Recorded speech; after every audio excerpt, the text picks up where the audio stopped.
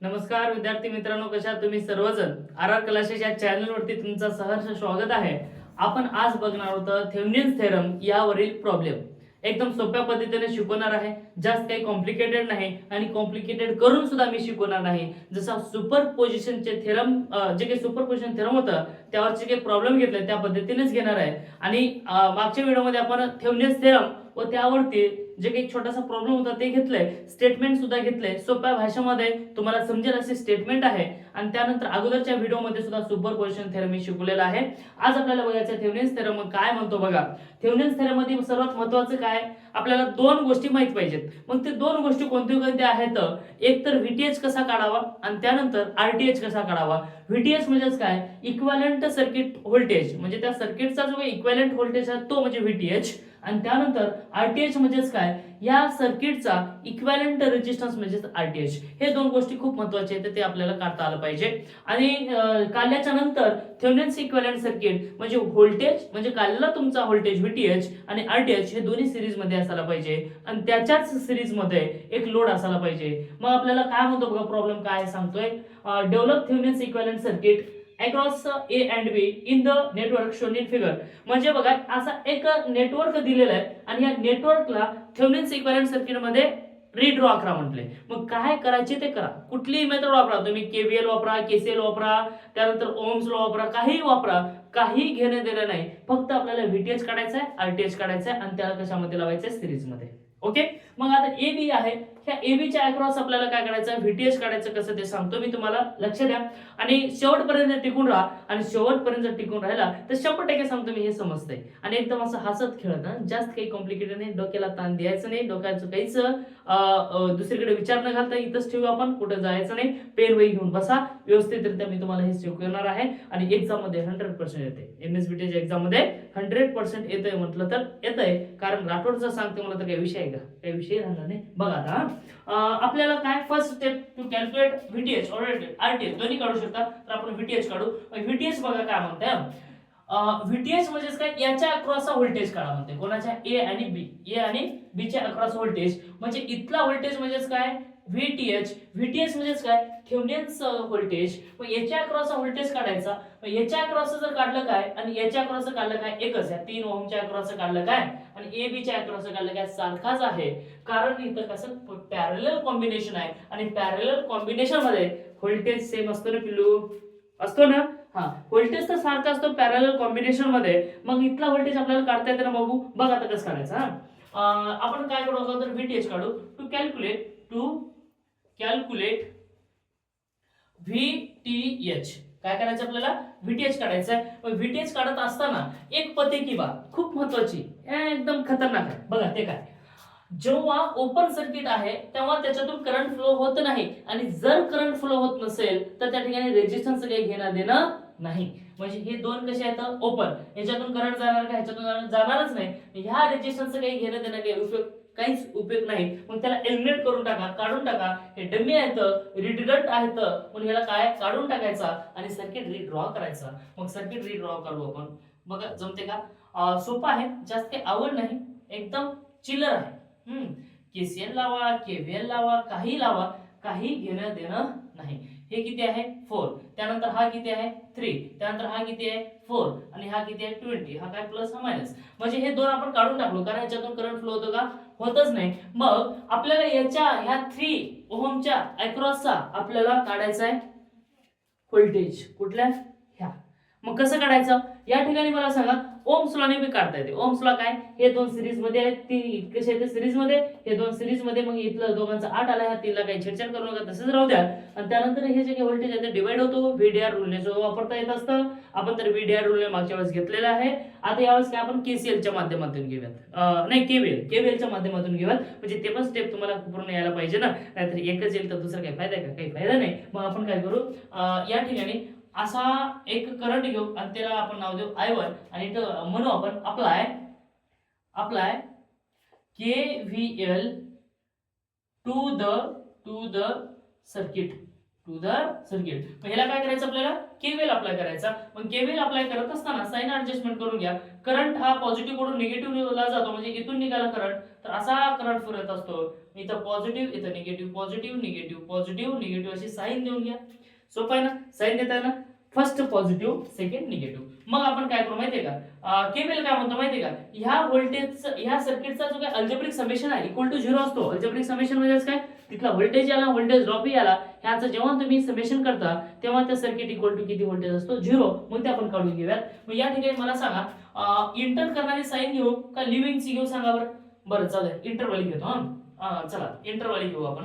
बघा या ठिकाणी ह्या व्होल्टेजला साईन मध्ये घेत असताना इंटर कुठून होतोय, असा करंट आला, असा करंट आला आणि इथून निघतोय, इथं इंटर करतोय, इथून बाहेर येतोय. इंटर कुठे करतो, मायनसला, म्हणून -20 घेतला. किती झाला, -20.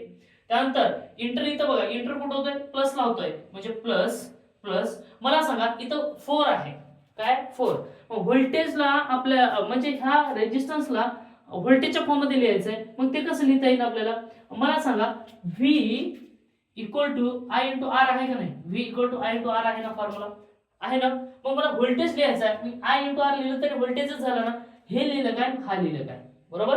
हा लिहिलं काय आणि हा लिहिलं काय, काही आवड नाही, फक्त थोडंसं कॉम्प्लिकेटेड येतं. असं खालं काय आणि असं खालं काय, जाणार तोंडात पोटात, बरोबर. पण डायरेक्ट असं खाली की सोपं जाते आणि असं खाली की अवघड जाते, जाणार तर कुठं तोंडातच, बरोबर. तसं म्हणजे डायरेक्ट मी लिहिलं तर थोडा सोपं आहे, आय इंटू आर लिहिलं तर काय थोडंसं अवघड, पण ते एकच आहे ना. तर बघ आता काय होणार आहे, इथला करंट तुम्हाला माहिती आहे, इथला रेजिस्टन्स माहिती आहे. मग आय काय इथला, म्हणजेच करंट काय आय, आणि इथला रेजिस्टन्स काय 4, म्हणजे 4 किंवा असं लिहा, असं थोडंसं जर हे वाटत असेल 4I. त्यानंतर इथं आला इंटर, बघा कुठं होतं, प्लसला. करंट कुठे झाली, इंटर प्लसला. 3 लिहिलं आणि ह्याच्यातून जाणारी करंट I. त्यानंतर अजून आला इथं 4, म्हणजे प्लस आला आणि इथं काय झालं 4 झाला आणि ह्याच्यातून जाणारी करंट काय I, मग इक्वल टू झाला काय 0. मग मला सांगा I 3 I आहेत, बरोबर. I 3 सारखे I आहेत, तर ह्या दोघांची बेरीज होते का, तिघांची बेरीज होते, कारण तिघांची सायन्स कशी आहे, सारखी. 4 आणि 4 8, 8 आणि 3 किती झाले 11, म्हणजेच किती झाले 11I इक्वल टू, हा इकडं मायनस आहे, इकडे गेल्यावर काय झाला प्लस झाला, 20 झाला. I equal to 20 divided by 11. मग I ची व्हॅल्यू किती आहे ते सांगा बरं. एवढं मी कशासाठी करतोय बरं, खटाटोप कशासाठी करतोय, आपल्याला व्होल्टेज काढायचं, कोणाच्या अक्रॉस, 3च्या अक्रॉस आपल्याला काय काढायचं आहे, व्होल्टेज काढायचं, म्हणून आपण एवढं सगळं खटाटोप करतोय. मग ते खटाटोप आपल्याला भेटणारच आहे, मग ते काय आहे ते सांगतो मी तुम्हाला, लक्षात घ्या. अजून आहे 1.818 एम्पियर. मला सांगायचं आहे की बाबा जे काही करंट काढायचं आहे आपल्याला, ती करंट ह्याच्यातून जाणारे काढायचं आहे. मग ह्याच्यातून जाणारे जर करंट काढलं तर त्या ठिकाणचं व्होल्टेज ड्रॉप आपल्याला भेटेल, म्हणजे तिथला व्होल्टेज भेटेल. मग आपल्याला काढायचंच 3च्या अक्रॉसचा व्होल्टेज. मग इथं लिहितो मी V इक्वल टू इथला व्होल्टेज काढायचा आहे किंवा VTH लिहितो मी direct, VTH equal to VTH plus plus minus इकडचा इकडे गेला, ओके चालते, काही अडचण नाही, राईट.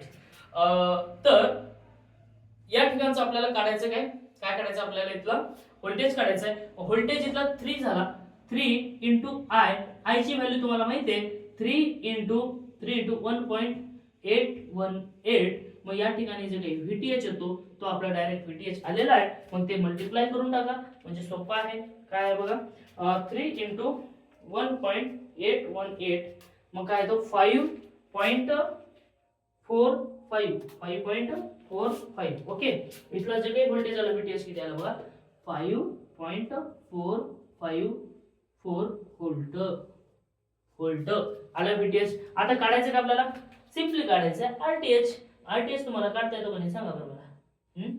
RTH काढता येतो का नाही, RTH आपल्याला काढता आला पाहिजे.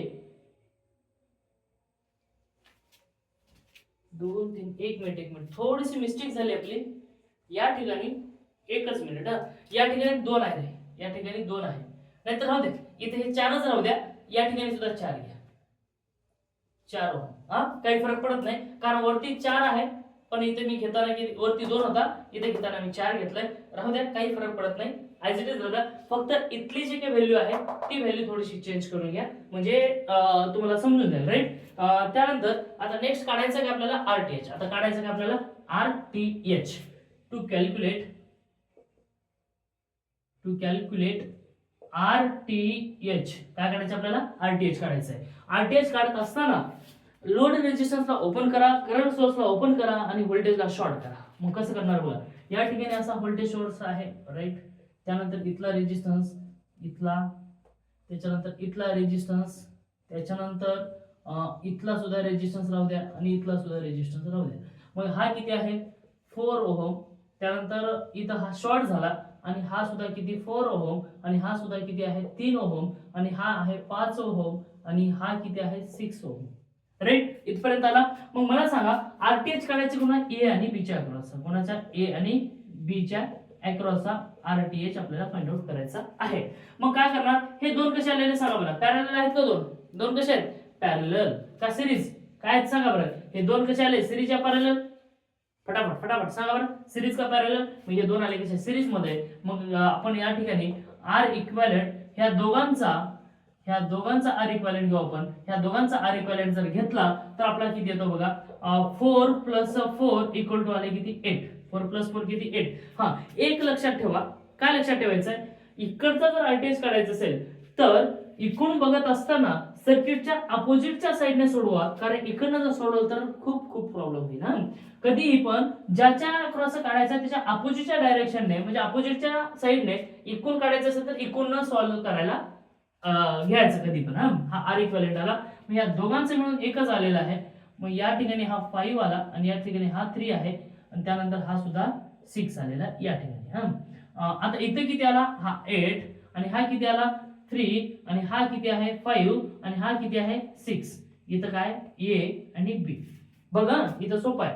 आता काय कर, हे दोन कसे आहेत पॅरलल मध्ये, मग मी इथं लिहितो 8 पॅरलल विथ 3. मग ह्याचा R इक्विव्हॅलेंट काढत असताना मी कसं करणार, वरती दोघांचा गुणाकार भागिले खाली दोघांची बेरीज. मग काय येतो सांग बरं, 8 त्रिक 24 भागिले 8 हे 3 म्हणजेच किती 11. मग 24 भागिले 11 जर केलं तर काय येते सांग बरं, आपली व्हॅल्यू काय येणार 24 डिवाइडेड बाय 11, तर आपली व्हॅल्यू येते 2.181 इथपर्यंत आला.